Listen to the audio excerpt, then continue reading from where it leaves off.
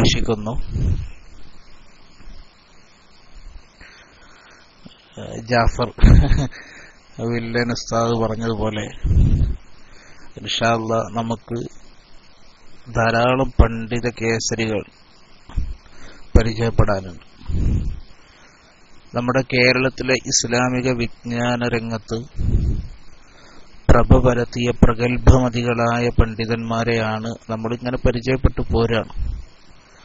പക്ഷെ അതിനൊരു ഘടനയിൽ എന്നല്ല, പക്ഷെ പഴയകാല പണ്ഡിതന്മാരെയാണ് ഇപ്പോൾ നമ്മൾ പരിചയപ്പെട്ടുകൊണ്ടിരിക്കുന്നത്. പക്ഷെ പ്രഗത്ഭമതികളാണ് ഇവരൊക്കെ എന്നുള്ള കാര്യം നമ്മൾ സമ്മതിച്ചേ പറ്റും. ഇന്നലെ നമ്മൾ പരിചയപ്പെട്ട ഒരു ഉസ്താദിനെ ഉദാഹരണമായി എടുക്കാം. കോടഞ്ചേരി അഹമ്മദ് കുട്ടി മുസ്ലിയാർ നവ്വറല്ലാഹു മർഖദ മഹാനവറുകൾ സഹ്നി ദഹ്ലാനെ പോലെയുള്ള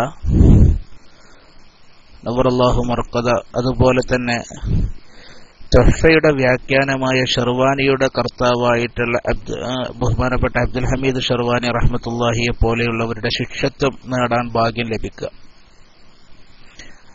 മാത്രമല്ല ഇആനത്തു ത്വാലിബീന്റെ കർത്താവായ അബൂബക്കർ ഷത്ത റഹ്മത്തുള്ളാഹിയെ പോലെയുള്ളവർക്ക് ഉസ്താദായി വരിക ചെറിയ കാര്യമല്ല. ഇത് കേരളീയ പണ്ഡിതൻ മക്കത്ത് ദറസ് 10 വർഷത്തോളം അധ്യാപനവും പഠനവും അധ്യാപനവുമായി കഴിച്ചുകൂട്ടുക. ഇങ്ങനെയുള്ള പ്രഗത്ഭമതികളായിട്ടുള്ള പണ്ഡിതന്മാരെ നമ്മൾ അത്ഭുതത്തോടു കൂടിയാണ് കണ്ടിട്ടുള്ളത്. കോടഞ്ചേരി ഉസ്താദിന് ശേഷം നവറല്ലാഹു മർക്കദ മഹാനവറുകൾക്ക് ശേഷം പൊന്നാനി നടുവിലപ്പള്ളി നമ്മുടെ തിരൂരങ്ങാടി നടുവിലപ്പള്ളിയിൽ പിന്നെ ദർസ് ഏറ്റെടുത്തിരുന്നത് നെല്ലിക്കുത്ത് ആലി മുസ്ലിയാർ എന്ന് പറയുന്ന നമ്മൾക്കൊക്കെ കേട്ട് പരിചയമുള്ള ബഹുമാനപ്പെട്ട ഖിലാഫത്ത് പ്രസ്ഥാനത്തിന്റെ നേതാവെല്ലാമായിരുന്ന ആലി മുസ്ലിയാരാണ്. 921 ബഹുമാനപ്പെട്ട ആലി മുസ്ലിയാർ നവ്വറല്ലാഹു മർഖദ മഹാനവറുകളുടെ പേര് കേൾക്കാത്തവർ ആരും ഉണ്ടാവില്ല.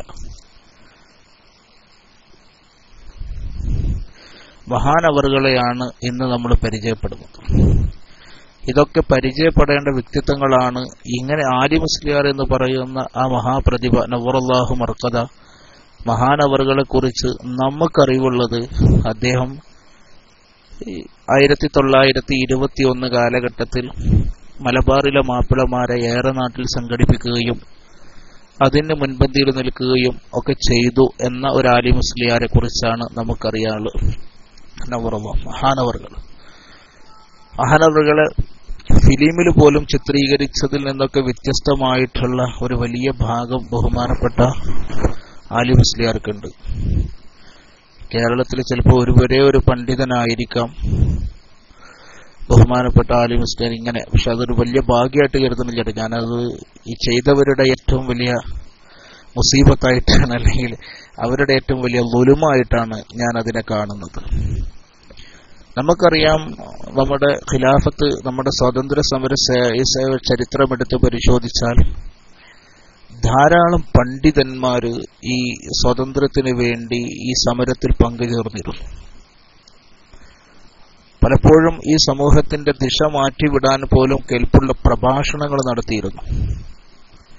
അതിലൊന്നായിരുന്നു ബഹുമാനപ്പെട്ട സമസ്ത കേരള ജമിയത്തുൽ ഉലമായുടെ ശില്പി എന്ന് നമ്മൾ മിനിഞ്ഞാന്ന് പരിചയപ്പെട്ട പാങ്ങിൽ അഹമ്മദ് കുട്ടി മുസ്ലിയാർ നവ്വറല്ലാഹു മർഖദ. പാങ്ങിൽ ഉസ്താദിനെ നമ്മൾ പരിചയപ്പെട്ടല്ലോ അല്ലേ? വാഫി ഉസ്താദ് നമ്മൾ മിനിഞ്ഞാന്നോ അതിന്റെ തലേന്നോ നമ്മൾ പരിചയപ്പെട്ടത് ബഹുമാനപ്പെട്ട പാങ്ങിൽ ഉസ്താദിന്റെ കുടുംബവും ഉസ്താദ് എഴുതിയ ഗ്രന്ഥങ്ങളും ഉസ്താദിന്റെ ജീവചരിത്രവും സമസ്തയുടെ രൂപീകരണം, സുന്നത്ത് ജമാഅത്തിന്റെ ഇടയിൽ നിന്ന് ഒരു പ്രഥമ പത്രപ്രവർത്തകൻ എന്ന പേരിൽ പോലും നമുക്ക് പരിചയപ്പെടുത്താൻ കഴിയുന്ന ബഹുമാനപ്പെട്ട പാങ്ങിൽ ഉസ്താദ്. അതുപോലെ തന്നെയാണ് കിടങ്ങ ഇബ്രാഹിം മുസ്ലിയാർ, അതുപോലെ തന്നെ വെളിയങ്കോട് ഉമർ ഖാളി, മമ്പുറം സയ്യിദ് അലവി തങ്ങള്, ഫസൽ തങ്ങള്, അതുപോലെ തന്നെ ചെറുശ്ശേരി സൈനുദ്ദീൻ മുസ്ലിയാരുടെ ഒക്കെ ഒരു പഴയ സൈനുദ്ദീൻ മുസ്ലിയാരുടെ ഇൻഷാ അല്ലാഹ് നമുക്ക് പരിചയപ്പെടാം. ചെറുശ്ശേരി ഉസ്താദിന്റെ ഒക്കെ ഒരു കുടുംബത്തിലെ ഉപ്പാപ്പാനെ നമുക്ക് പരിചയപ്പെടാനുണ്ട് ഇൻഷാ അല്ലാഹ്.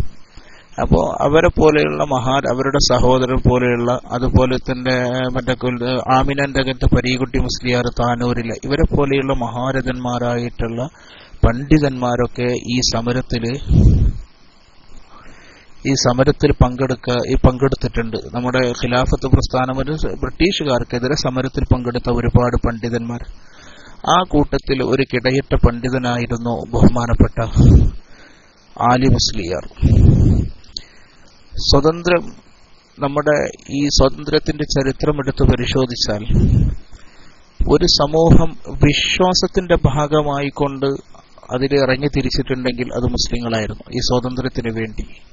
കാരണം ഹുബ്ബുൽ വത്നി മിനൽ ഈമാൻ ഉള്ളതുകൊണ്ട് ആ സ്നേഹപ്രകടനം തന്റെ വിശ്വാസത്തിന്റെ ഭാഗമായി കണ്ടുകൊണ്ട് അതിന്റെ മോചനത്തിന് വേണ്ടി സമരം നടത്തിയ ഒരുപാട് ആളുകൾ. അതിനു വേണ്ടി സമരം നടത്തിയതിൽ വിസ്മരിക്കാൻ കഴിയാത്തൊരു പ്രദേശമാണ് ഏറനാട്. ആ ഏറനാട് താലൂക്കിലെ മഞ്ചേരി മുനിസിപ്പാലിറ്റിയിൽപ്പെട്ട നെല്ലിക്കുത്ത് അംശം. അവിടെയാണ് ഹിജ്റ 1370 ബഹുമാനപ്പെട്ട ആലി മുസ്ലിയാർ ജനിക്കുന്നത്. എരിക്കുന്നൻ പാലത്ത് മൂലയിൽ കുഞ്ഞു മൊയ്തീൻ സാഹിബിന്റെയും വാപ്പാരുടെ പേര് കുഞ്ഞു മൊയ്തീൻ എന്നായിരുന്നു. അതുപോലെ തന്നെ മഖ്ദൂം കുടുംബത്തിൽപ്പെട്ട ഒറ്റകത്ത് മുഹമ്മദ് കുട്ടി മുസ്ലിയാരുടെ മകൾ ആമിന എന്നവരുടെയും മഹദി വഫാത്തായത് 1335 പുത്രനായ ആലി മുസ്ലിയാർ ചെറുപ്പകാലത്ത് തന്നെ വളരെ കുശാഗ്ര ബുദ്ധിയുടെയും അതുപോലെ തന്നെ സൽസ്വഭാവിയും ധീരനുമായിരുന്നു എന്ന് പറയപ്പെടുന്നുണ്ട്. മതശിക്ഷണ വിഷയത്തിൽ മാതാപിതാക്കളിൽ നിന്ന് ഏറ്റിട്ടുള്ള ഒരു ശിക്ഷണം വളരെ ബഹുമാനപ്പെട്ട ആലി മുസ്ലിയാരെ സ്വാധീനിച്ചിട്ടുണ്ട്.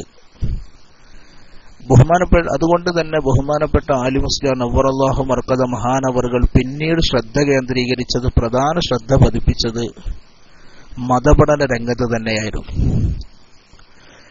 വള്ളുവങ്ങാട് കാരക്കാടൻ കുന്നുമ്മൽ കുഞ്ഞിക്കമ്മല്ല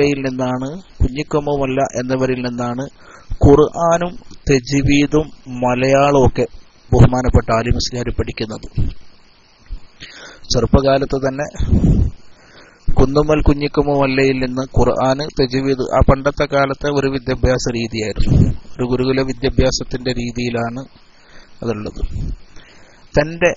പിന്നീട് തന്റെ കുടുംബത്തിൽപ്പെട്ട മാതുലനായിട്ടുള്ള നൂറുദ്ദീൻ മുസ്ലിയാറിൽ നിന്ന് താഴേക്കിടയിലുള്ള ചെറിയ ചെറിയ കിതാബുകളെല്ലാം ബഹുമാനപ്പെട്ട ആലി മുസ്ലിയാർ നവ്വറല്ലാഹു മഹാനവറുകൾ ഓതി പഠിച്ചു. അനന്തരം പിന്നീട് ബഹുമാനപ്പെട്ടവർ ഉപരിപഠനത്തിന് എല്ലാവരെയും പോലെ പൊന്നാനി ജുമാഅത്ത് പള്ളിയിലാണ് ആലി മുസ്ലിയാർ എത്തുന്നത്. ഇതൊന്നും നമുക്കറിയുന്ന ആലി മുസ്ലിയാരല്ല. നമ്മൾ കേട്ടിട്ടുണ്ടാവില്ല ഇങ്ങനെയെന്നുള്ളത്. ബഹുമാനപ്പെട്ട ആലി മുസ്ലിയാർ പിന്നീട് പോകുന്ന നവ്വറല്ലാഹു മർക്കദ മഹാനവറുകൾ പിന്നെ പോകുന്നത് ഉപരിപഠനത്തിന് വേണ്ടി പൊന്നാനി ജുമാഅത്ത് പള്ളിയിൽ പൊന്നാനി ദർസിലേക്കാണ്. വളക്കത്തിരിക്കാനാ പിന്നെ ബഹുമാനപ്പെട്ട ഉസ്താദ് പോകുന്നത്. ബഹുമാനപ്പെട്ടവർ അവിടെ ദീർഘകാലത്തെ പഠനം താമസിച്ച് പഠിച്ചിട്ടുണ്ട്. 10 വർഷത്തോളം പൊന്നാനിയിൽ ബഹുമാനപ്പെട്ട ഉസ്താദ് ഉണ്ടായിരുന്നു. ആലി മുസ്ലിയാർ പഠനവും ഇതൊക്കെ ആയിട്ട് കഴിച്ചുകൂട്ടി. അഖീറു സൈനുദ്ദീൻ മഖ്ദൂം, അവസാനത്തെ സൈനുദ്ദീൻ മഖ്ദൂം എന്ന് പറയുന്ന മലബാറിലെ ഇബ്നു ഖല്ലിഖാൻ എന്ന പേരിലൊക്കെ സ്ഥാനപ്പേര് നൽകിയിട്ടുള്ള മഹാനവറുകളുടെ പുതിയകത്ത് മുഹ്യിദ്ദീൻ ഇബ്നു അബ്ദുൽ ഖാദിർ എന്ന മഖ്ദൂം ചെറിയ ബാവ മുസ്ലിയാർ, ഇങ്ങനെയുള്ള അഖീർ സൈനുദ്ദീൻ മഖ്ദൂം, ചെറിയ ബാവ മുസ്ലിയാർ ബഹുമാനപ്പെട്ടവർ വഫാത്തായത് 1326 അഖീർ സൈനുദ്ദീൻ മഖ്ദൂം വഫാത്താകുന്നത് 1305 ഹിജ്റ. പിന്നീട് കൊങ്ങണം വീട്ടിൽ ഇബ്രാഹിം മുസ്ലിയാർ നവ്വറല്ലാഹു മറാഖിദഹും ഇവർ വഫാത്താകുന്നത് കൊങ്ങണം വീട്ടിൽ ഇബ്രാഹിം മുസ്ലിയാർ വഫാത്താകുന്നത് 1323 ബഹുമാനപ്പെട്ടവരുടെ ഖബർ സ്ഥിതി ചെയ്യുന്നത് ഞാൻ സൂചിപ്പിക്കാം. സിയാറത്ത് ഉദ്ദേശിക്കുന്നവർക്കൊക്കെ പോകാം. മട്ടന്നൂരിനടുത്ത ഉളിയിൽ പഴയ ജുമാഅത്ത് പള്ളിയുടെ വടക്ക് വശത്താണ് ബഹുമാനപ്പെട്ടവരുടെ മഖബർ. ഇവിടെ ധാരാളം ആളുകൾ സിയാറത്ത് ചെയ്യുന്നുണ്ട്. പക്ഷെ നമ്മുടെ ജില്ലയിൽ നിന്നൊക്കെ മലപ്പുറം ജില്ല പോലുള്ള ജില്ലകളിൽ നിന്നൊന്നും അങ്ങോട്ട് വല്ലാതെ എത്തിപ്പെടാറില്ല. ബഹുമാനപ്പെട്ടവരുടെ മട്ടന്നൂരിനടുത്ത ഉളിയിൽ പഴയ ജുമാഅത്ത് പള്ളിയുടെ വടക്ക് വശത്താണ് ബഹുമാനപ്പെട്ടവരുടെ മഖബറയുള്ളത്. ഇവരൊക്കെയായിരുന്നു കൊങ്ങണം വീട്ടിൽ ഇബ്രാഹിം മുസ്ലിയാർ പോലുള്ള മഹാരഥന്മാരായിരുന്നു പൊന്നാനിയിൽ വെച്ചുകൊണ്ട് ബഹുമാനപ്പെട്ട ആലി മുസ്ലിയാരുടെ ഉസ്താദുമാർ. പൊന്നാനിയിൽ പഠനം കഴിഞ്ഞതിന് ശേഷം ഉസ്താദ് വീണ്ടും എന്തായിരുന്നു, എല്ലാവരും ദീനീ രംഗത്ത് അധ്യാപനമൊക്കെ പോയി കഴിഞ്ഞു പോകലാണ് വിളക്കത്തിരിക്കൽ കഴിഞ്ഞാൽ. അവിടുന്ന് ദർസിന്ന് സനത് പൊന്നാനി പള്ളിയിൽ നിന്ന് സനത് നേടിക്കഴിഞ്ഞാൽ പിന്നെ എല്ലാവരും ദർസ് രംഗത്തേക്കാണെങ്കിൽ ആലി മുസ്ലിയാർ വീണ്ടും പഠന രംഗത്തേക്ക് തന്നെയാണ് ശ്രദ്ധ ചലിപ്പിച്ചത്.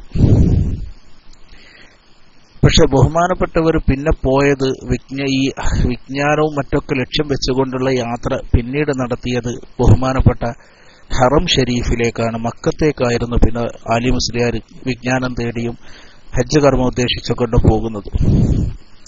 അവിടെ ചെന്നുകൊണ്ട് ആരുടെയൊക്കെ ശിക്ഷത്വം ലഭിച്ചു എന്ന് ചോദിച്ചാൽ മഹാപണ്ഡിതനായിരുന്ന സയ്യിദ് അഹമ്മദ് സൈനി ദഹ്ലാൻ റഹ്മത്തുള്ളാഹി അലൈഹി, സയ്യിദ് ഹുസൈൻ അൽ ഹബഷി റഹ്മത്തുള്ളാഹി അലൈഹി, ഷെയ്ഖ് മുഹമ്മദ് ഹിസ്ബുല്ലാഹി ബിൻ സുലൈമാൻ അൽ മക്കി റഹ്മത്തുള്ളാഹി അലൈഹി, മഹാരഥന്മാരായ ഇതുപോലുള്ള പണ്ഡിതന്മാരിൽ നിന്നൊക്കെ ബഹുമാനപ്പെട്ടവർ അവിടെ വെച്ച് ശിക്ഷണം ലഭിക്കുകയും 7 വർഷക്കാലം ബഹുമാനപ്പെട്ടവർ അങ്ങനെ ആ തപസ്യ തുടരുകയും ചെയ്തു. ഇതൊന്നും നമ്മൾ അറിയുന്ന പിന്നെ ആധ്യാത്മിക ലോകത്തും ബഹുമാനപ്പെട്ട ഉസ്താദ് വലിയ വലിയ ലോക സൂഫികളിൽ നിന്നൊക്കെ ബൈഅത്ത് സ്വീകരിച്ചു, തരീഖത്ത് സ്വീകരിച്ച ഉസ്താദ് കൂടിയാണ്. അക്കാലത്ത് ആത്മീയ വിജ്ഞാനങ്ങളിലൊക്കെ സൂഫി ചിന്തകളിലൊക്കെ ബഹുമാനപ്പെട്ട ഉസ്താദ് വല്ലാതെ ആകർഷിച്ചിരുന്നു. അങ്ങനെ സുന്നത്ത് ജമാഅത്തിന്റെയൊക്കെ അറിയപ്പെട്ട വക്താവൊക്കെ ആയിട്ടുള്ള ബഹുമാനപ്പെട്ട അഹ്മദ് ദഹ്ലാൻ റഹ്മത്തുള്ളാഹി അലൈഹി, ബഹുമാനപ്പെട്ടവർ അവരിൽ നിന്ന് ഈ വിശ്വാസപരമായിട്ടുള്ള അതുപോലെ തന്നെ സൂഫിപരമായിട്ടുള്ള അറിവുകളൊക്കെ ബഹുമാനപ്പെട്ടവർ ധാരാളം കരസ്ഥമാക്കി. അതുപോലെ ഹിസ്ബുല്ലാഹിൻ മക്കിയിൽ നിന്നോ ഹദ്ദാദിന്റെ ഹിജാസത്തും, ഹദ്ദാദ് റാത്തിബിന്റെ ഹിജാസത്ത് ഇപ്പൊ നമ്മളിപ്പോ അല്പം മുമ്പ് ചൊല്ലി ഹദ്ദാദിന്റെ ഹിജാസത്ത് ഹിസ്ബുല്ലാഹി മക്കിയിൽ നിന്ന് ബഹുമാനപ്പെട്ടവർ നേടി.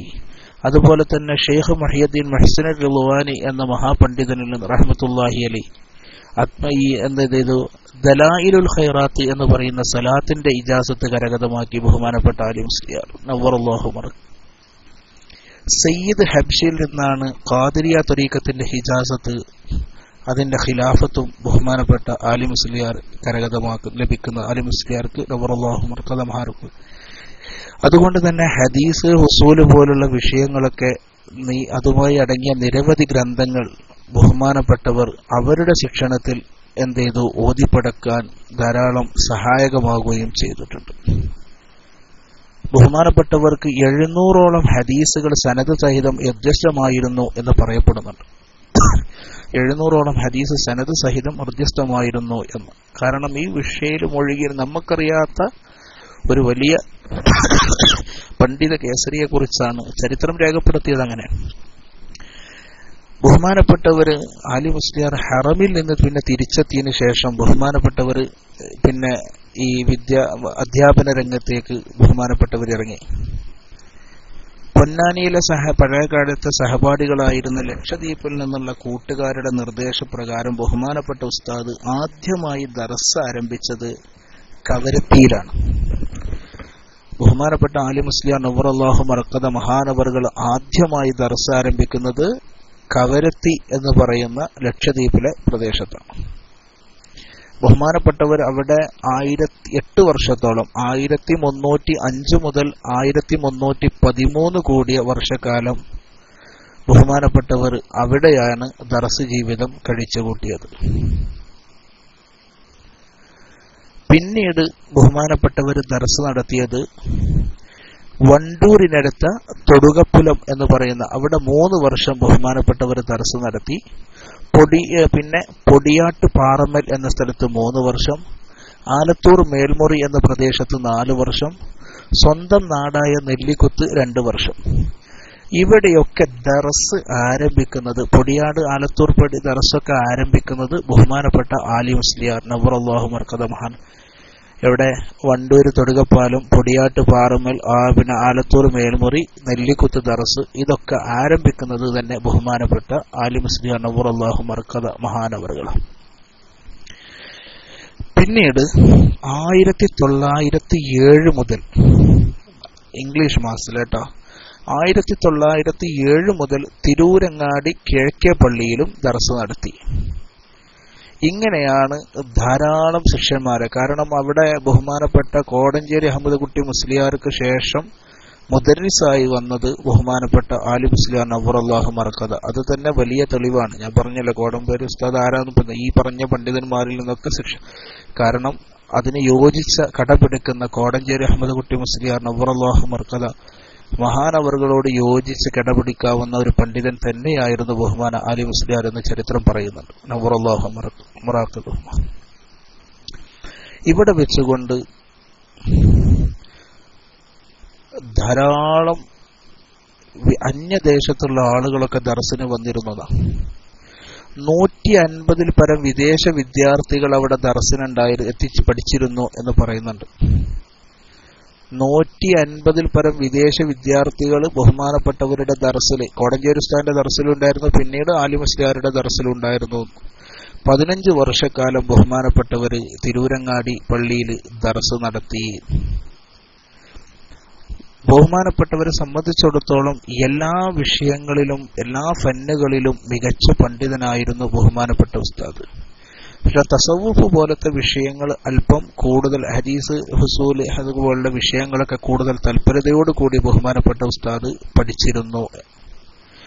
ബഹുമാനപ്പെട്ട ഉസ്താദിന് വിസ ചികിത്സയുടെ ഒരു ചികിത്സക്കാരൻ കൂടിയായിരുന്നു ഉസ്താദ്. അക്കാലത്ത് ആർക്കെങ്കിലൊക്കെ പാമ്പ് കടിയേറ്റിയാൽ ബഹുമാനപ്പെട്ടവരുടെ മുന്നിലെത്തിയാൽ സുഖപ്പെടാതിരിക്കൽ വളരെ വിരളമായിരുന്നത്രേ. പാമ്പ് കടിയേറ്റ് പാമ്പ് വിഷമേറ്റിട്ടൊക്കെ ആരെങ്കിലൊക്കെ ബഹുമാനപ്പെട്ട ഉസ്താദിന്റെ സന്നിധിയിൽ കൊണ്ടുവന്നാൽ പിന്നെ അത് സുഖപ്പെടാതെ പോകൽ വളരെ വിരളമായിരുന്നു എന്നാണ് ചരിത്രം പറയുന്നത്. ബഹുമാനപ്പെട്ടവർക്ക് പാമ്പ് വിഷത്തിനുള്ള സുമ്മിന്റെ ഇജാസത്ത്, പാമ്പിനെ പിടിക്കുക, പാമ്പിന്റെ വിഷമിറക്കുക, ഇതാണ് സുമ്മി. ഇത് ഫസൽ പൂക്കോയ തങ്ങൾ റഹ്മത്തുള്ളാഹി അലൈഹി മഹാനവറുകളുടെ ശിഷ്യനായ ബൈത്താന മമ്മ മുസ്ലിയാർ പയ്യനാട് ബഹുമാനപ്പെട്ടവരിൽ നിന്നാണ്. ഇതൊന്നും ഇപ്പൊ നമുക്കറിയില്ലല്ലേ. ആലി മുസ്ലിയാർ എന്ന് പറയുന്ന ഉസ്താദിനെ കുറിച്ച് നമ്മൾ ആ പേര് കേട്ടിട്ടുണ്ട്. ഖിലാഫത്ത് പ്രസ്ഥാനത്തിന് വേണ്ടി നേതൃത്വം നൽകിയ മാപ്പിള ലഹള ആലി മുസ്ലിയാർ എന്നൊക്കെ കേട്ടിട്ടുണ്ടെന്നല്ലാതെ അതാണ് ജാഫർ ഉസ്താദ് ഞാൻ ഇങ്ങനെ ഈ വിഷയത്തിലേക്ക് കടക്കാൻ കാരണം. ഇതൊക്കെ നമ്മൾ അറിയാതെ പോയതാണ്. ആലി മുസ്ലിയാർ നവ്വറല്ലാഹു മഹാനവറുകൾ കേവലം അതല്ല, അതിലും വലുത് മറ്റൊന്ന് മറച്ചിട്ടുണ്ട്.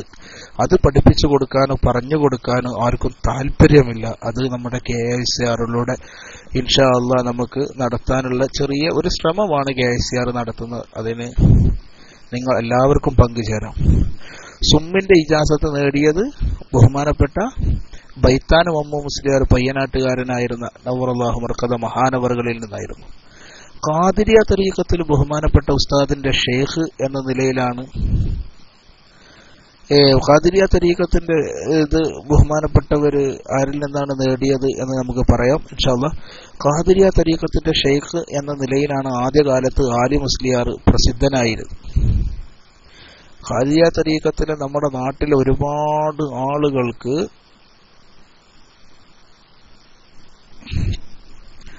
ബഹുമാനപ്പെട്ടവര് എന്ത് ചെയ്തിട്ടുണ്ട്, തന്റെ തരീഖത്ത് നൽകിയിട്ടുണ്ട്.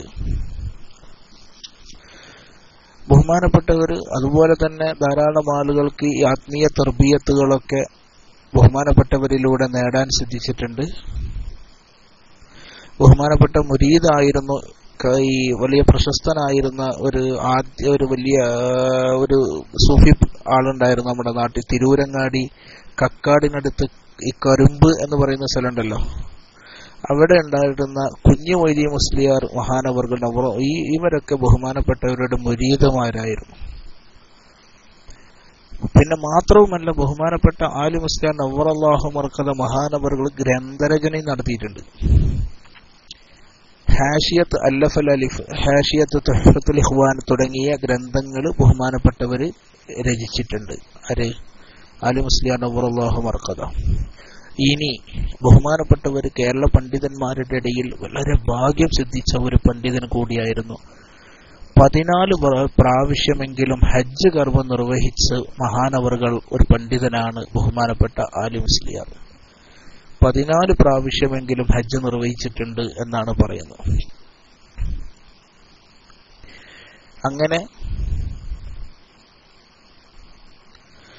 അതിനുശേഷം ബഹുമാനപ്പെട്ടവർ 1330 തിരൂരങ്ങാടിയിൽ നിന്ന് ഹജ്ജിന് പോയപ്പോൾ അവിടെ പിന്നെ ബഹുമാനപ്പെട്ടവർ ദർസി ഏൽപ്പിച്ചത് ബഹുമാനപ്പെട്ട ഷിഹാബുദ്ദീൻ അഹമ്മദ് കോയ ഷാലിയാത്തി റഹ്മത്തുള്ളാഹി അലൈഹി മഹാനവറുകളാണ്. നമുക്ക് നാളെ ഇൻഷാ അല്ലാഹ് പരിചയപ്പെടാൻ വേണ്ടി ശ്രമിക്കാം.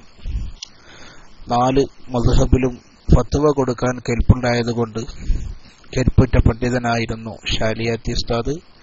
നൈസാമിന്റെ മുഫ്തിയായിരുന്നു. എങ്ങനെയാണ് ശമ്പളം എന്തൊക്കെയാണെന്നുള്ള ഒരു കാര്യങ്ങളൊക്കെ ഇൻഷാ അല്ലാഹ് അള്ളാഹു അനുഗ്രഹിച്ചാൽ നാളെ നമുക്ക് പറയാം, അല്ലെങ്കിൽ മറ്റൊരു ദിവസം നമുക്ക്. അഹമ്മദ് കോയ ഷാലിയാത്തിയാണ് ബഹുമാനപ്പെട്ടവർ ഇൻഷാ അല്ലാഹ് പിന്നീട് തന്റെ ദർസിൽ കോടഞ്ചേരി അഹമ്മദ് കുട്ടി മുസ്ലിയാർക്ക് ശേഷം പൊന്നാനിയിലെ ദർസിലെത്തുന്നത് ആലി മുസ്ലിയാറും, ആലി മുസ്ലിയാർക്ക് ശേഷം പൊന്നാനിയിലെ തിരൂരങ്ങാടിയിലെത്തുന്നത് പിന്നെ ബഹുമാനപ്പെട്ട അഹമ്മദ് കോയ ഷാലിയത്തി റഹ്മത്തുള്ളാഹി. സമസ്തയുടെ ഒരു വലിയ ജീവനാടിയായിരുന്നു ബഹുമാനപ്പെട്ടവർ. കാരണം ഏത് വിഷയങ്ങളിലും ബഹുമാനപ്പെട്ടവരുടെ രചനയും ബഹുമാനപ്പെട്ടവരുടെ ചരിത്രബോധമൊക്കെ നമുക്ക് ഇന്നും പല പണ്ഡിതന്മാരെ പോലും പരിചയപ്പെടുത്തി തരുന്നതിൽ വളരെ ഉപകാരപ്രദമാണ് എന്ന് പറയാതിരിക്കാമല്ല. പിന്നെ അന്ന് ഏറ്റുപിടിച്ചിരുന്നെങ്കിലും പിന്നെ 1331 ബഹുമാനപ്പെട്ടവർ ഹജ്ജ് കർമ്മം തിരിച്ചു വന്ന് പിന്നെ റബീഉൽ ആഖിറിൽ അദ്ദേഹം തിരിച്ചു വന്നപ്പോൾ ബഹുമാനപ്പെട്ടവർ ദർസ് വീണ്ടും ഏറ്റെടുത്തു. അവിടെ ദർസിന് ഷാലിയത്തിയെ ഏൽപ്പിക്കുകയും ഉസ്താദ് വന്നതിന് ശേഷം പിന്നെ ഉസ്താദ് തന്നെ ദർസ് ഏറ്റെടുക്കുകയും ചെയ്തു. ഇനി ബഹുമാനപ്പെട്ടവരുടെ കുടുംബ പശ്ചാത്തലം നമുക്ക് ചെറിയ തോതിലൊന്ന് പരിചയപ്പെടാം. 5 വിവാഹമാണ് ബഹുമാനപ്പെട്ടവർ നടത്തിയിട്ടുള്ളത്. ഒന്ന് യൂസുഫ് അൽ ഫലുഫരിയുടെ ബന്ധത്തിൽ നിന്നായിരുന്നു. ആരെ? യൂസുഫ് അൽ ഫലുഫരി നവറല്ലാഹു മർക്കദ മഹാനവറുകൾ. നമ്മൾ കഴിഞ്ഞ ഈ ആഴ്ചക്കുള്ളിൽ നമ്മൾ പരിചയപ്പെടുത്ത സമസ്ത കേരള ജമിയത്തുൽ ഉലമയുടെ ആദ്യകാല ഉപാധ്യക്ഷന്മാരിൽ ഒരാളായിരുന്ന പള്ളിപ്പുറം അബ്ദുൽ ഖാദിർ ഫലുഫരി റഹ്മത്തുള്ളാഹി അലൈഹി മഹാനവറുകളുടെ ഉപ്പയാണ് യൂസുഫ് അൽ ഫലുഫരി. അപ്പൊ അവരുടെ കുടുംബത്തിൽ നിന്നാണ് ബഹുമാനപ്പെട്ടവർ ആദ്യ കല്യാണം കഴിക്കുന്നത്. പിന്നെ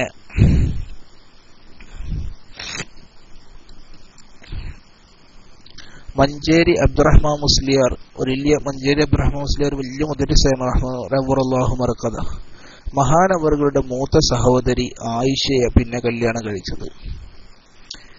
ആയിഷ ഈ ലോകത്തോട് വിട പറഞ്ഞു പോയപ്പോ അവരുടെ അനിയത്തി മറിയാമുവിനെ ബഹുമാനപ്പെട്ട ഉസ്താദ് കല്യാണം കഴിച്ചു.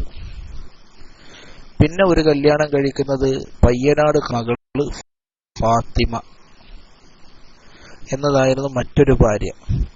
അതിൽ ജനിച്ച ആമിന എന്ന ഒരു പെൺകുട്ടി ഉണ്ടായിരുന്നു. ചെറിയ പുതുക്കൊള്ളിൽ അഹമ്മദ് മുസ്ലിയാരാണ് ആ സ്ത്രീയെ വിവാഹം കഴിച്ചിട്ടുള്ളത്. ആമിന ഈ അടുത്ത കാലത്ത് വരെ ജീവിച്ചിരിപ്പുണ്ട് എന്നാണ് രേഖപ്പെട്ട് കാണുന്നത്. പിന്നെ ഒന്നുള്ളത് നെല്ലിക്കുത്ത് കോട്ടക്കുത്ത് മുഹമ്മദ് മുസ്ലിയാരുടെ മകൾ ആയിഷ, അതാണ്. അവരിൽ ജനിച്ച ഒരു പുത്രനാണ് അബ്ദുള്ള കുട്ടി മുസ്ലിയാർ. ഈ അബ്ദുള്ള കുട്ടി മുസ്ലിയാരുടെ മകനാണ് ആര്? നമ്മുടെ ഈ പ്രശസ്ത ചരിത്രകാരനൊക്കെ ആയിട്ടുള്ള ഇതുണ്ടല്ലോ, നെല്ലിക്കുത്ത് മുഹമ്മദ് അലി മുസ്ലിയാർ നവറല്ലാഹു മർക്കദ മഹാനവറുകൾ പിരിച്ചെടുക്കും. 2000-ൽ പരം പണ്ഡിതന്മാരുടെ ചരിത്രം കേരളത്തിൽ നടന്ന് പഠിച്ചുണ്ടാക്കി രേഖപ്പെടുത്തി വെച്ച പണ്ഡിതനാണ് ബഹുമാനപ്പെട്ട നെല്ലിക്കുത്ത് മുഹമ്മദ് അലി മുസ്ലിയാർ. ഇൻഷാ അല്ലാഹ് നമുക്ക് പരിചയപ്പെടാം ഉസ്താദിനെയൊക്കെ. ബഹുമാനപ്പെട്ട ഉസ്താദിന്റെ ഉപ്പ അബ്ദുള്ള കുട്ടി ആലി മുസ്ലിയാരുടെ മകനാണ്. അപ്പൊ ഉപ്പാപ്പയാണ് ആലി മുസ്ലിയാർ. കേൾക്കുന്നുണ്ടല്ലോ അല്ലെ? ഈ അബ്ദുള്ള കുട്ടി മുസ്ലിയാർ വഫാത്താകുന്നത് 1400 ഹിജ്റ 1402 ജമാദുൽ ആഖിർ 12 ഒരു ബുധനാഴ്ചയാണ്. ബഹുമാനപ്പെട്ട ആലിക്കുട്ടി മുസ്ലിയാരുടെ മകൻ. ബഹുമാനപ്പെട്ടവർക്ക് ധാരാളം പ്രഗത്ഭരായ ശിഷ്യന്മാരുണ്ടായിട്ടുണ്ട്. വലിയ ഇതിലൊന്നാണ് നമ്മൾ നേരത്തെ പറഞ്ഞ മുഹമ്മദ് അഹമ്മദ് കോയ ഷാലിയാത്തി റഹ്മത്തുള്ളാഹി അലൈഹി. പിന്നൊന്ന് കൊല്ലോളി അഹമ്മദ് കുട്ടി മുസ്ലിയാർ, പുളിക്കൽക്കാരൻ. കൊല്ലോളി അഹമ്മദ് കുട്ടിയിലേര് പുളിക്കലാണ് ബഹുമാനപ്പെട്ടവരുടെ സ്വദേശം. പിന്നെ ഈ കോടഞ്ചേരിക്കാരനായ കുഞ്ഞി മുഹമ്മദ് മുസ്ലിയാർ തിരങ്ങാടിക്കാരൻ അവിടെ തന്നെ ഉണ്ടായി. മറ്റേ ഉസ്താദിന്റെ കുടുംബത്തിൽപ്പെട്ടായിരുന്നു കോടഞ്ചേരി കുഞ്ഞായ മൗലവി. പിന്നെ ബൈത്താൻ കുഞ്ഞായ മൗലവി പൊടിയാട്. പിന്നെ കാടേരി ഹസൻ മുസ്ലിയാർ പൊടിയാട്. ഒക്കെ സമസ്തക്ക് വേണ്ടി സേവനം ചെയ്താണ്. കാടേരി ഉസ്താദിന്റെ ഹസൻ മുസ്ലിയാരൊക്കെ ചരിത്രത്തിൽ പഴയ പഴയ ആ ഒരു കാലഘട്ടത്തിൽ തുടങ്ങുക. അവരൊക്കെ അങ്ങ് പ്രായമുള്ള കാലഘട്ടത്തിലാണ് സമസ്തയുടെ രൂപീകരണം തന്നെ ഏതാണ്ടൊക്കെ വരുന്നത്. പിന്നെ ഇബ്രാഹിം മുസ്ലിയാർ പട്ടിക്കാട്ടുകാരൻ. പിന്നെ അതുപോലെ തന്നെ ഈ പരിയങ്ങാട് പ്രദേശത്തുണ്ടായിരുന്ന ഒരു മരക്കാരൂരില് പാണ്ടിക്കാട് ജുമാഅത്ത് പള്ളിയിലെ ഖാദിയും മുദരിസൊക്കെ ആയിരുന്ന ആജി ഹാലി മുസ്ലിയാർ, വായത്തൊളി ചെമ്പ്രശ്ശേരി ഹസൻകുട്ടി മുസ്ലിയാർ, അനുജൻ വെള്ളയൂർ ഖാദി അഹമ്മദ് കുട്ടി മുസ്ലിയാർ, പയ്യനാട് കുന്നുമ്മൽ മുഹമ്മദ് മുസ്ലിയാർ, നെല്ലിക്കുത്ത് ഖാദിയായിരുന്ന വഴമ്പിലാക്കൽ മുഹമ്മദ് ഹാജി, അതുപോലെ തന്നെ ചേറൂർ നാത്തോടൻ കുഞ്ഞാലം മുസ്ലിയാർ, പൊടിയാട്ട് മാടമ്പി അലവി മുസ്ലിയാർ തുടങ്ങിയവരൊക്കെ ബഹുമാനപ്പെട്ടവരുടെ ശിഷ്യന്മാരിൽ പ്രധാനികളാണ്. ബഹുമാനപ്പെട്ടവർ പിന്നീട് എന്ത് ഖിലാഫത്ത് പ്രസ്ഥാനത്തിലേക്ക് വരിക. 1913 ആ ഖിലാഫത്ത് ചരിത്രം ഒരു ചെറിയ തോതിൽ പരിചയപ്പെടുന്നത് നന്നായിരിക്കും എന്നാണ് എന്റെ പ്രതീക്ഷ.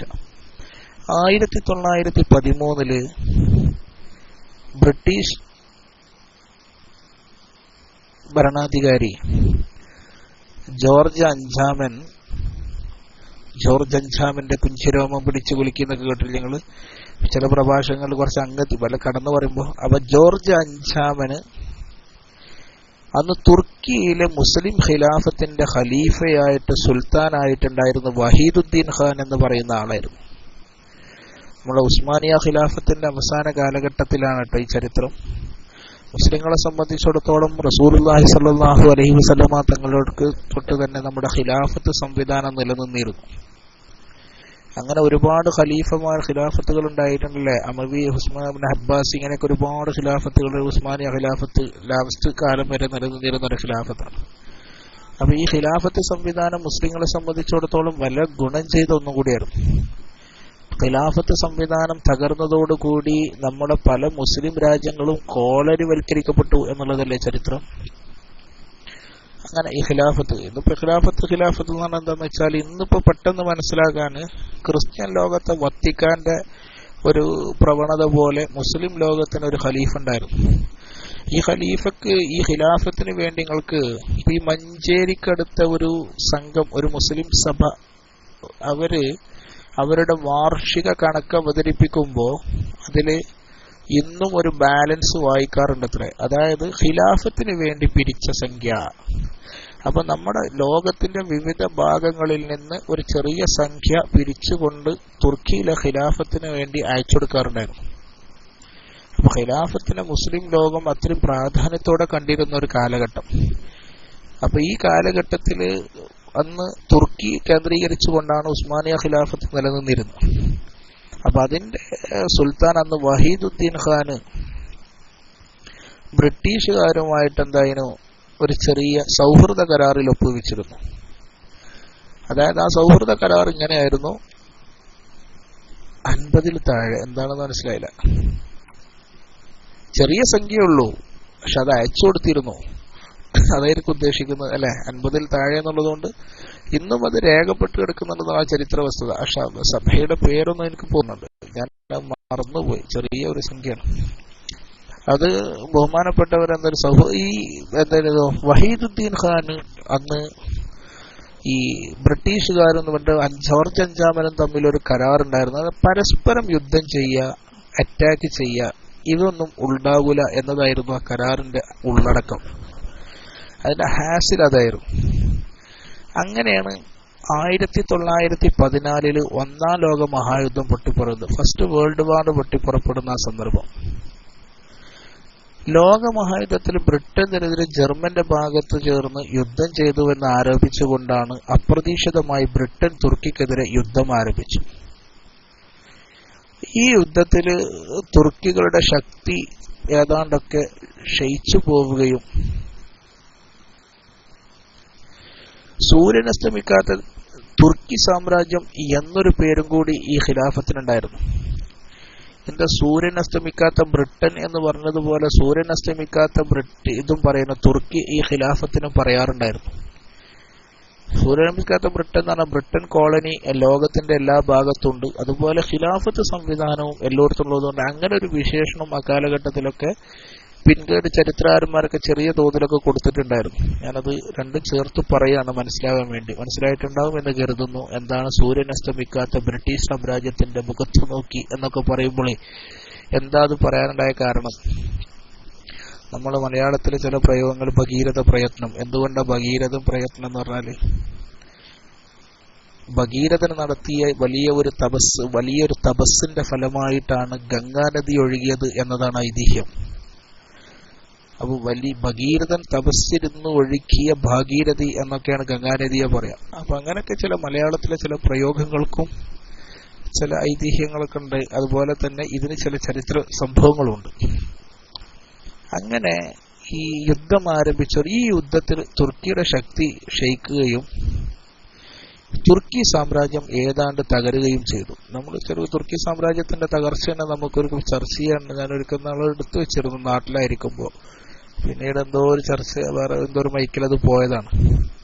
കാരണം അതുമായി ബന്ധപ്പെട്ടുകൊണ്ട് ചില പ്രസിദ്ധീകരണങ്ങളൊക്കെ ചില വകതിരിവില്ലാത്ത ചിലതൊക്കെ എഴുതി വിട്ടിരുന്നു. കാരണം തുർക്കിയുടെ ഖിലാഫത്തിന്റെ ഒരു വാർഷികാഘോഷിച്ചുകൊണ്ടൊരു സ്പെഷ്യൽ പതിപ്പൊക്കെ ഇറക്കിയിരുന്നു.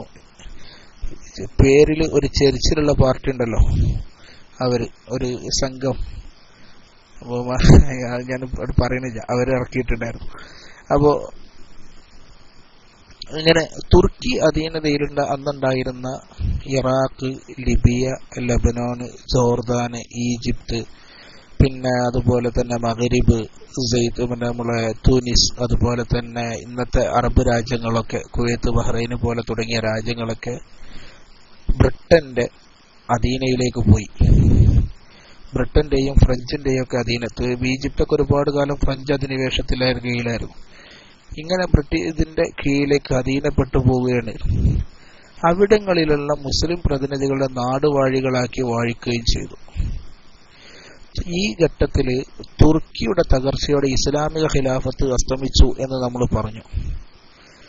ഈ വഹീദുദ്ദീൻ ഖാനായിരുന്നു അവസാന കാലത്ത്, ഞാൻ പറഞ്ഞ വിഷയം തന്നെയാണ്. വഹീദുദ്ദീൻ ഖാനാണ് അവസാന കാലത്ത് നമ്മുടെ ഖിലാഫത്ത്, ഉസ്മാനിയ ഖിലാഫത്ത് നിലനിന്ന് കൊണ്ടുപോയിരുന്നു. നമ്മൾ ചർച്ച ചെയ്തല്ലോ.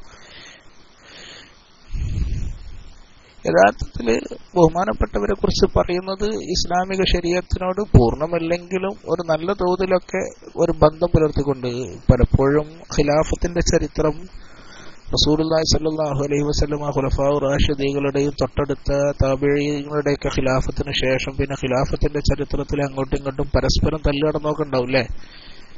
അമവി വിദ്യാഭ്യാസം അബ്ബാസി ഖിലാഫത്ത് തമ്മിലൊക്കെ മൂത്രയിക്കാൻ പോയതിന്റെ പേരിൽ രാജാവിന് മൂത്രയിക്കാൻ മുട്ടിയതോടുകൂടി ഖിലാഫത്ത് മാറിപ്പോയ യുദ്ധങ്ങളെ കുറിച്ചൊക്കെ എന്താണ്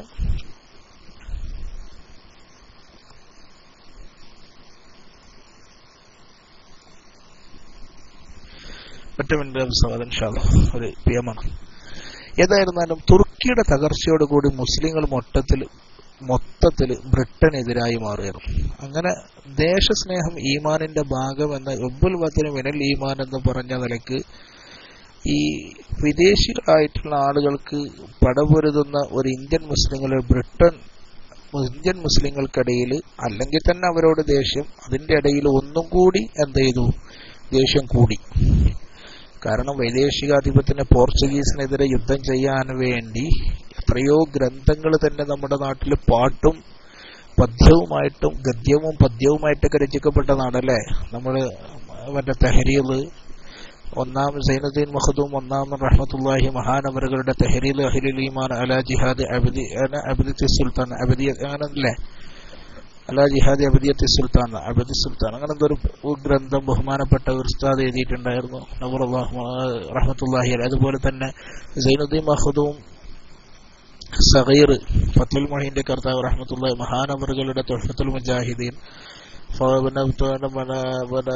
ബഹുമാനപ്പെട്ട മമ്പുറന്തങ്ങളുടെ ഫസൽ പൂക്കോയ തങ്ങൾ, ആമിനാമ്മന്റെ കത്ത് വരീകുട്ടിയെ പോലെയുള്ള അവരൊക്കെ പല ആളുകളും ഖിലാഫത്ത് സംഘം എഴുതി നമ്മുടെ പ്രോത്സാഹിപ്പിച്ചിരുന്നു. അതുപോലെ തന്നെ ഖാദി മുഹമ്മദിന്റെ ഫത്തുൽ മുബീനൊക്കെ, അതൊക്കെ ശരിക്കും വായിച്ചോക്കണ്ട. സാമൂതിരിന്റെ കരങ്ങൾക്ക് ശക്തി പകരാൻ പറഞ്ഞുകൊണ്ട് ഒരു രാജ്യത്ത് മുസ്ലിങ്ങൾ ന്യൂനപക്ഷമായി കഴിയുന്ന രാജ്യത്ത് അവിടുത്തെ മുസ്ലിങ്ങൾ സ്വീകരിക്കേണ്ട ജനാധിപത്യ മര്യാദയെക്കുറിച്ചുള്ള വലിയൊരു പാഠം നൽകുന്ന കൃതിയാണ് ഇതൊക്കെ, ഈ പറഞ്ഞതൊക്കെ. അങ്ങനെ മുസ്ലിങ്ങൾക്ക് ബ്രിട്ടനോടുള്ള വിരോധം ഇവിടെ വർദ്ധിച്ചു. കാരണം തങ്ങളുടെ ഖലീഫക്ക് ഖിലാഫത്ത് വീണ്ടെടുത്തു കൊടുക്കുക എന്നതായിരുന്നു മുസ്ലിങ്ങളെ സംബന്ധിച്ചിടത്തോളം വലിയ ലക്ഷ്യം. ഈ ഒരു ലക്ഷ്യത്തോടെയാണ് നമ്മളുടെ ഏറെ നാട്ടിൽ, പ്രത്യേകിച്ച് വടക്കേ ഇന്ത്യയിലെ ഖിലാഫത്ത് പ്രസ്ഥാനം ഉടലെടുക്കുന്നത്.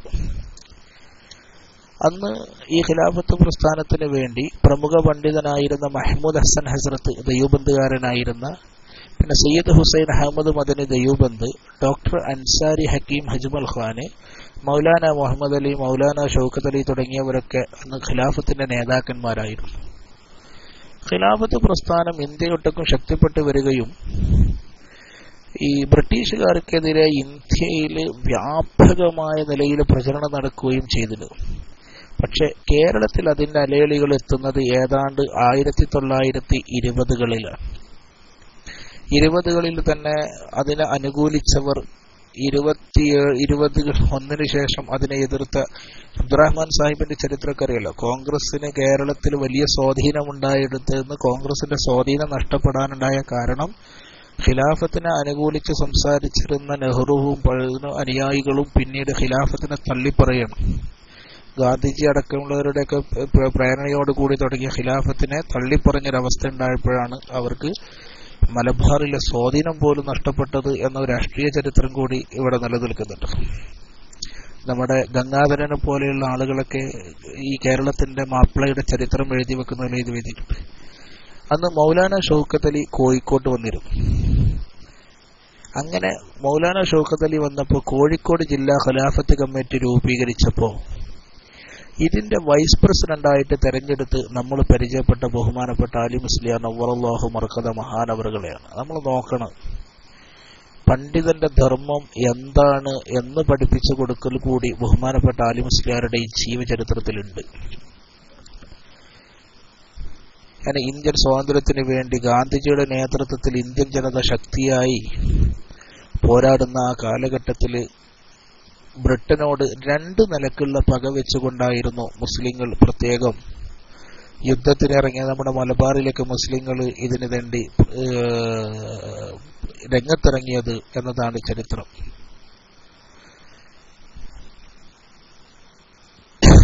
ഖിലാഫത്ത് പ്രസ്ഥാനവുമായി സഹകരിച്ച് പ്രവർത്തിക്കാൻ അന്നത്തെ കോൺഗ്രസ് കമ്മിറ്റി പ്രത്യേക തീരുമാനമെടുക്കുകയായിരുന്നു.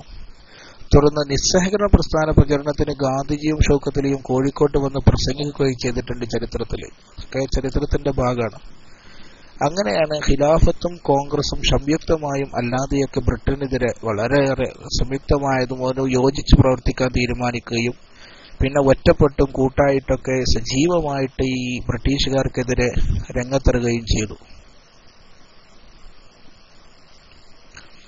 മലബാറിലെ മുസ്ലിങ്ങളുടെ ഈ തിളച്ച് മറിഞ്ഞ ഒരു വലിയതുണ്ടല്ലോ ഇസ്ലാമിക സ്പിരിറ്റ്, അത് ഒരുപാട് കാലമായിട്ടുള്ള. അതുപോലെ തന്നെ ഈ ദേശസ്നേഹമൊക്കെ ഖിലാഫത്തിന്റെ പേരിൽ ബ്രിട്ടീഷുകാർ നടത്തിയ കൊലച്ചതിക്ക് പകരം വീട്ടാനുള്ള അവരുടെ ആഗ്രഹവും കാരണം നിസ്സഹകരണ പ്രസ്ഥാനത്തിന് നല്ല ഒരു സ്വാധീനം തന്നെ ലഭിക്കുകയുണ്ടായി നമ്മുടെ മലബാറിൽ.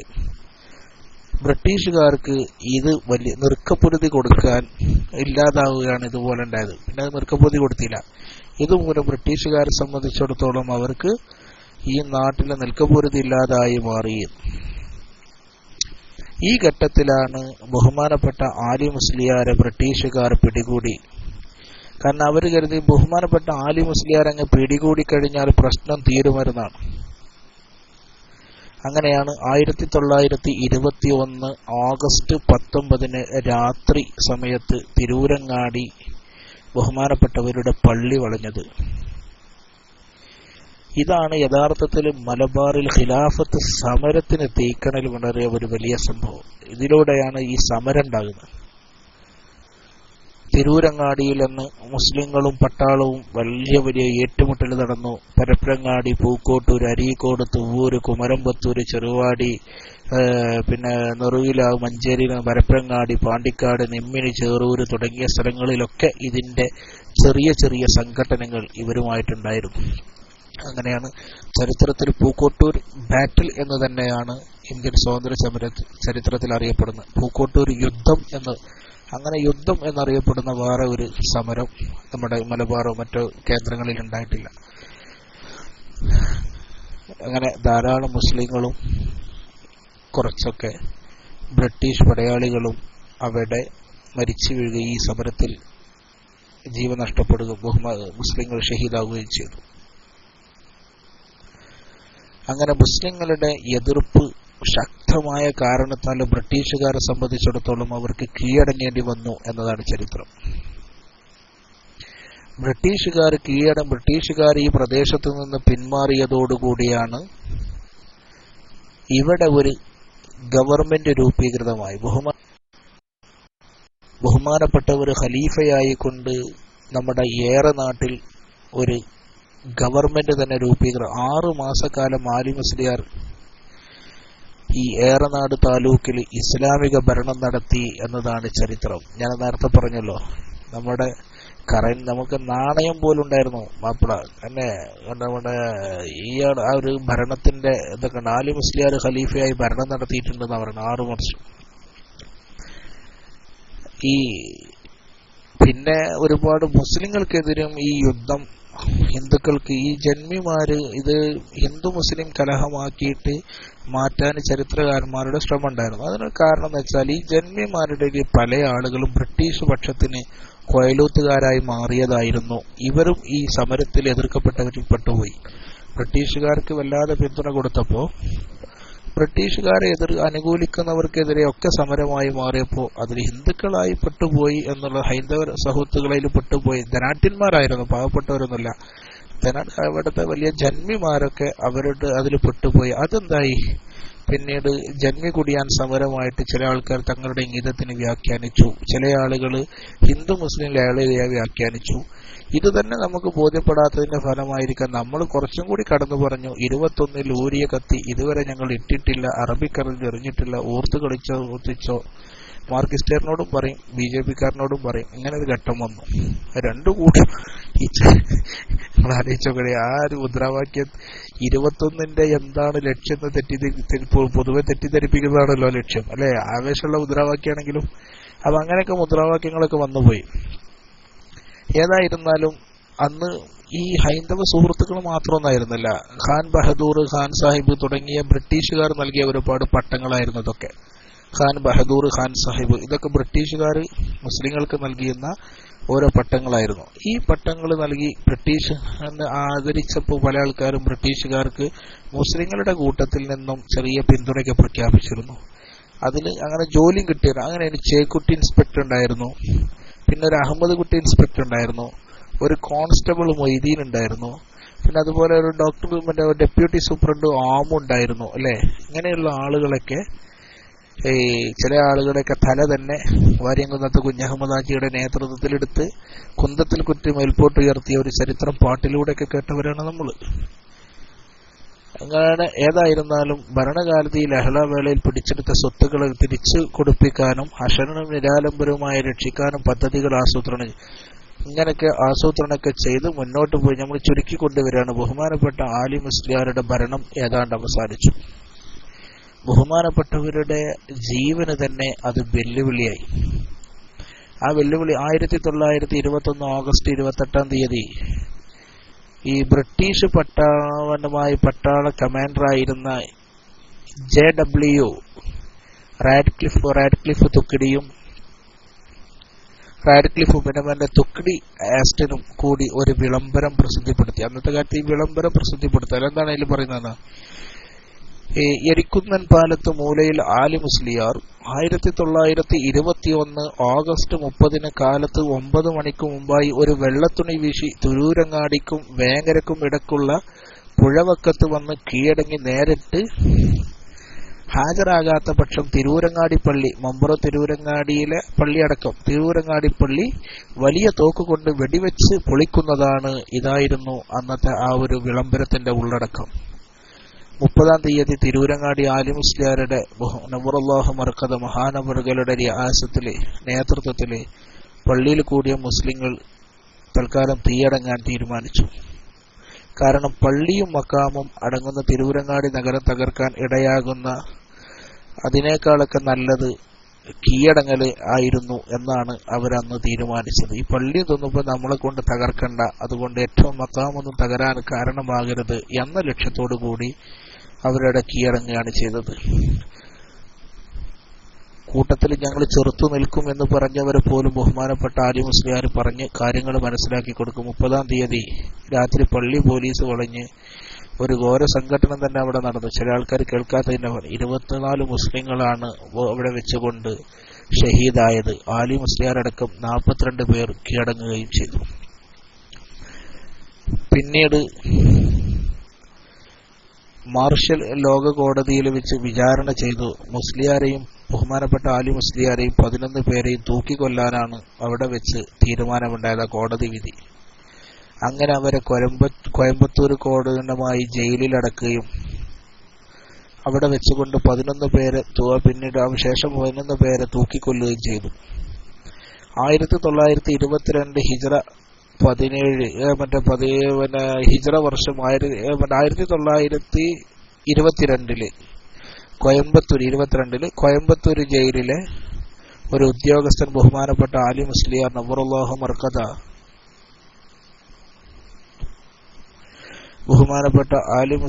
നവറുല്ലാഹു മർക്കദ മഹാനവറുകളോട് മുന്നിലെത്തിക്കൊണ്ട് ഒരു ഉദ്യോഗസ്ഥൻ പറഞ്ഞു, ഇന്നാണ് നിങ്ങളെ വിധി, നിങ്ങളുടെ വിധി നടപ്പിലാക്കുന്ന ദിവസം.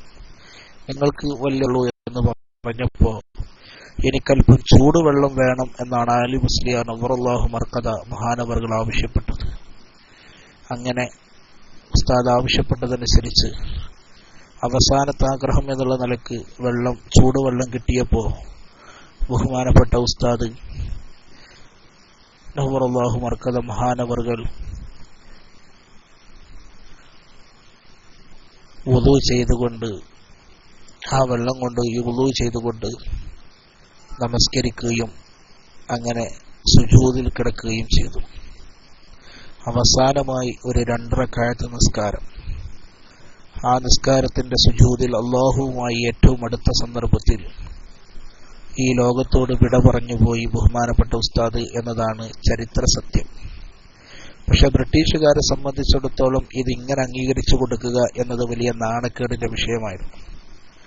അങ്ങനെ ബഹുമാനപ്പെട്ടവരെ തൂക്കിലേറ്റിയതായിട്ട് ബ്രിട്ടീഷുകാർ തൽക്കാലം ജനങ്ങളെ ഭയപ്പെടുത്താൻ വേണ്ടി ഒരു റെക്കോർഡ് ഉണ്ടാക്കി.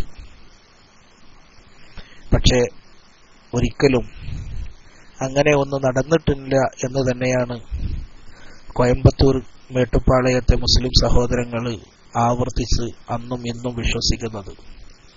കാരണം അവർക്കാണ് അന്ന് ബഹുമാനപ്പെട്ട ആലി മുസ്ലിയാർ നവറുല്ലാഹു മർക്കദ മഹാനവറുകളെ കുളിപ്പിച്ച് കഫൻ ചെയ്ത് ഖബറടക്കാനുണ്ടായ അവസരം ലഭിച്ചത്. തൂക്കിലേറ്റിയ ആളുകൾക്ക് കണ്ടാലറിയാലോ, പക്ഷെ ബഹുമാനപ്പെട്ടവരെ സംബന്ധിച്ചിടത്തോളം ഒന്നും ഉണ്ടായിരുന്നില്ല എന്ന് അക്കാലഘട്ടത്തിൽ തന്നെ കോയമ്പത്തൂർ മേട്ടുപ്പാളയത്തുള്ള മുസ്ലിം സഹോദരന്മാർ പറഞ്ഞത് ചരിത്രത്തിൽ രേഖപ്പെടുത്തി. അങ്ങനെയാണ് ഈ യഥാർത്ഥ ചരിത്ര ചിത്രം പുറത്തു വന്നത്.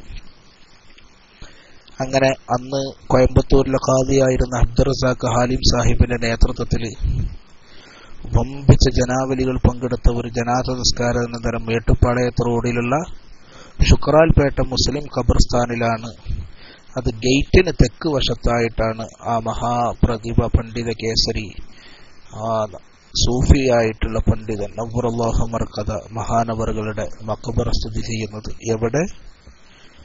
ഈ മേട്ടുപ്പാളയം റോഡിലുള്ള മേട്ടുപ്പാളയം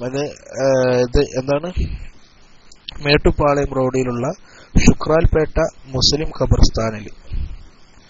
എന്ന സ്ഥലത്താണ് ബഹുമാനപ്പെട്ടവരുടെ മഖ്ബറ. ഹിജ്റ 1340 ജമാദുൽ ആഖിർ 20 ശനിയാഴ്ച കാലത്താണ് ബഹുമാനപ്പെട്ട ആലി മുസ്ലിയാർ കോയമ്പത്തൂർ ജയിലിൽ വഫാത്തായത്. അലി മുസ്ലിയാരെ കുറിച്ച് നമ്മളൊക്കെ കേൾക്കാത്ത ഒരുപാട് ഭാഗങ്ങളാണ് നമ്മൾ പറഞ്ഞത്. കേട്ടതും ഖിലാഫത്ത് സംവിധാനവുമായി ബന്ധപ്പെട്ട് പ്രവർത്തിച്ചതും അതിനു മുമ്പ് ദീനീ സേവനത്തുമായി ബന്ധപ്പെട്ട് പ്രവർത്തിച്ചതൊക്കെ. ഇങ്ങനെ പലപ്പോഴും തമിഴ്നാട്ടിലെ ഗവൺമെന്റൊക്കെ 1958 ആലി മുസ്ലിയാരുടെ സ്മാരകമായി കോയമ്പത്തൂർ NH റോഡിൽ മുൻ കേന്ദ്രമന്ത്രിയായിരുന്ന ഹുമയൂൺ കബീർ ഒരു 2 നിലയുള്ള ഒരു കെട്ടിടം തന്നെ ബഹുമാനപ്പെട്ടവരുടെ സ്മാരകത്തിന് വേണ്ടി ഉദ്ഘാടനം ചെയ്യുകയുണ്ടായി. ബഹുമാനപ്പെട്ട ബാഫക്കി തങ്ങളായിരുന്നു ശിലാസ്ഥാപനം നിർവഹിച്ചിരുന്നത്. ഇത് ആദ്യകാലത്ത് ഈ ഹുമയൂൺ കബീർ എന്ന് പറഞ്ഞാൽ അദ്ദേഹമാണ് ഈ ഇന്ത്യ വിൻസ് ഫ്രീഡം ഹമാരി ആസാദി എന്നൊക്കെ പറഞ്ഞിട്ടൊരു കൃതി ഉണ്ടല്ലോ. നമ്മുടെ ഇന്ത്യയുടെ പ്രഥമ വിദ്യാഭ്യാസ മന്ത്രിയായിരുന്ന വിശുദ്ധ ഖുർആൻ ഉറുദുവിലേക്ക് പരിഭാഷപ്പെടുത്തിയ മക്കയിൽ ജനിച്ച് ഇന്ത്യയിൽ സേവനം ചെയ്ത ഒരാളുണ്ടായിരുന്നു. ആരെന്ന് പറയാൻ പറ്റുമോ? ഇന്ത്യയുടെ പ്രഥമ വിദ്യാഭ്യാസ മന്ത്രിയായിരുന്ന, കേൾക്കുന്നവരാർക്കെങ്കിലും ടൈപ്പുണ്ട്, അബുൽ കലാം ആസാദ്. അബുൽ കലാം ആസാദിന്റെ ജീവചരിത്രം അദ്ദേഹത്തിന്റെ മരണശേഷം, അഹമ്മദ് ഖാൻ അല്ല, അദ്ദേഹം അബുൽ കലാം ആസാദ് അദ്ദേഹം മക്കയിലാണ് ജനനം കൊണ്ട് പ്രവർത്തനം കൊണ്ട് ഇന്ത്യയിലും നമ്മുടെ ഒരു വിശുദ്ധ ഖുർആൻ ഉറുദുവിലേക്കൊക്കെ പരിഭാഷപ്പെടുത്തിയ ആളാണ്. ബഹുമാനപ്പെട്ടവർ വലിയ പണ്ഡിതനായിരുന്നു. അങ്ങനെ ബഹുമാനപ്പെട്ടവരുടെ ജീവചരിത്രം താൻ മരിച്ചതിന് ശേഷം 30 വർഷങ്ങൾക്ക് ശേഷമൊക്കെ അത് പ്രസിദ്ധീകരിക്കാൻ പാടുള്ളൂ എന്ന് ബഹുമാനപ്പെട്ടവരുടെ നിർബന്ധത്തിന് വഴങ്ങി പല ഭാഗങ്ങൾ ഉപേക്ഷിച്ചുകൊണ്ടാണ് ആദ്യമായിട്ട് അത് പ്രസിദ്ധീകരിച്ചിരുന്നത്. ഇപ്പോൾ ആ പുസ്തകം ഇന്ത്യ വിൻസ് ഫ്രീഡം ഹമാരി ആസാദി എന്ന് പറഞ്ഞ ഉറുദുവിലൊക്കെ ആ പുസ്തകം നമുക്ക് ലഭ്യമാണ്. ഇന്ത്യ വിൻസ് ഫ്രീഡം എന്ന് പറഞ്ഞ ഇംഗ്ലീഷിൽ ആസ്ട്രിക് ചിഹ്നം, ഒരു പൂവിന്റെ ചിഹ്നം ഉണ്ടല്ലോ, ആ പൂവിന്റെ ചിഹ്നം ഇട്ടിട്ടാണ് ഈ വിട്ടുപോയ ഭാഗങ്ങൾ അതിൽ കൂട്ടിച്ചേർത്തിട്ടുണ്ട്. അങ്ങനെ അന്ന് കേന്ദ്രമന്ത്രിയായി, പിന്നെ കേന്ദ്രമന്ത്രിയാക്കിയ ഹുമയൂൺ കബീർ. ആ ഹുമയൂൺ കബീറാണ് എന്ത് ചെയ്തിട്ടുള്ളത്, ഇതിന് ഹുമയൂൺ കബീർ വലിയ മതേതരവാദിയായിരുന്നു. അങ്ങനെയാണ് ലൈലയാണ് കല്യാണം കഴിച്ചത് തോന്നുന്നുണ്ടല്ലേ. ആ ലൈല ആരാ മോളത് പറയുന്നില്ല, അത് നിങ്ങൾ അന്വേഷിച്ചോണ്ടേ. ഹുമയൂൺ കബീറിനെ കുറിച്ച് നിങ്ങളൊന്ന് പഠിച്ചാൽ മതി. അത് നമ്മൾ ഇവിടെ പറഞ്ഞു കണ്ടെന്നില്ല. ഏതായിരുന്നാലും അദ്ദേഹമാണ് തറക്കല്ലിട്ട ഒരു കെട്ടിടം സ്മാരകമായിട്ടാണ്. ഇന്ന് അതൊരു മംബൗൽ ഖൈറാത്ത് എന്ന് പറയുന്ന ഒരു മദ്രസയായിരുന്നു. ഇന്നിപ്പോൾ അത് 2 നിലയിൽ മുകളിൽ മദ്രസയും താഴെ വാടക കൊടുത്തിരിക്കുകയാണ്. ആ വാടകയിൽ നിന്ന് കിട്ടുന്ന വരുമാനം കൊണ്ട് ഒരു മദ്രസ, ഒരു ദീനി സ്ഥാപനമായിട്ട് ഇന്നും അത് നിലന്നു പോകുന്നുണ്ട്. അപ്പോൾ ഇത്രയുമുള്ള, ഇനി ഇൻഷാ അല്ലാഹ് നാളെ മറ്റൊരു പണ്ഡിത കേസരിയെ നമുക്ക് പരിചയപ്പെടാം. ഈ മഹാരഥന്മാരുടെ ചരിത്രം പറയുന്നത് അല്ലാഹ് കഫാറത്തായിട്ട് സ്വീകരിക്കട്ടെ. അതുപോലെ തന്നെ ഇവരുടെയൊക്കെ അവൻ കൂടെ അവന്റെ ജന്നാത്തുൽ ഫിർദൗസിൽ അള്ളാഹു നമ്മെ ഒരുമിച്ച് കൂട്ടിത്തരട്ടെ. വളരെ ലളിതമായിട്ട് വെല്ലെ പറഞ്ഞിട്ടുള്ളൂ. അവതരണം എന്തെങ്കിലും ഒഷിപ്പുണ്ടെങ്കിൽ നിങ്ങൾ പറയണം, നമുക്ക് മാറ്റാൻ. എന്നെ കൊണ്ട് ഇവിടുത്തെ ഈ ഒരു റൂമിൽ ഉറങ്ങുന്ന സാഹചര്യത്തിൽ മറ്റുള്ളവർക്ക് ബുദ്ധിമുട്ടുണ്ടാക്കാതെ പറയുന്നതാണ്. അതുകൊണ്ടാണ് ശബ്ദം മുമ്പത്തെ പോലെ ചെയ്യാൻ കഴിയാത്തത്. എന്നിരുന്നാലും ഈ പറയുന്ന രീതിയിലോ പറയുന്നവനിലോ ചിന്തിക്കാതെ പറയുന്ന വിഷയത്തിലേക്ക് മാത്രം ചിന്തിച്ചുകൊണ്ട് കാര്യങ്ങൾ ഉൾക്കൊള്ളാൻ ശ്രമിക്കുക. അല്ലാഹു റബ്ബുൽ ഇസ്സത്ത് നമ്മുടെ സേവനങ്ങളൊക്കെ സ്വീകരിക്കട്ടെ. ആമീൻ യാ റബ്ബൽ ആലമീൻ. അസ്സലാമു അലൈക്കും വറഹ്മത്തുള്ളാഹി വബറകാതുഹു. Mic release.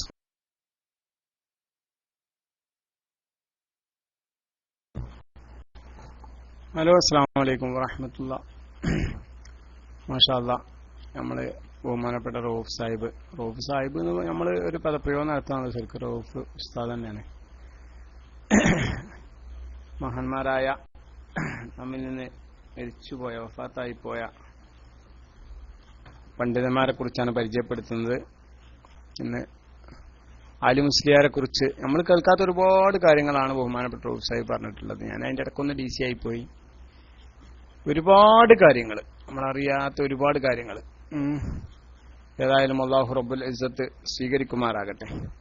പിന്നെ റൌഫ് സാഹിബ്, ഇവിടെ നിങ്ങളൊരു നഹാവന്ത് രൂപത്തിലെന്തോ സംഘടിപ്പിക്കുന്നു പറഞ്ഞ, അങ്ങനെ പറഞ്ഞില്ലേന്നോ അൽവാഫ് ഉസ്താദെ? നമ്മളെ ബഹുമാനപ്പെട്ട നിയാസുദ്ദീൻ ഉസ്താദിന്റെ ഒരു നഹാവന്ത് പടയോട്ടത്തെ പോലെ അല്ല, അങ്ങനെ നിങ്ങൾ മുമ്പ് ഞാനങ്ങനെ കേട്ടെന്ന് തോന്നി. ഇല്ലേ, അത് സംഘടിപ്പിച്ചവിടെ നമ്മൾ ഈ ഇടയ്ക്ക് കയറി വരുന്ന ആളായതുകൊണ്ടുള്ള പ്രശ്നമാണ് ഇപ്പത്. അതിവിടെ സംഭവിച്ചോ അതോ ഇടയ്ക്ക് നിന്നോ? ചെറിയ CK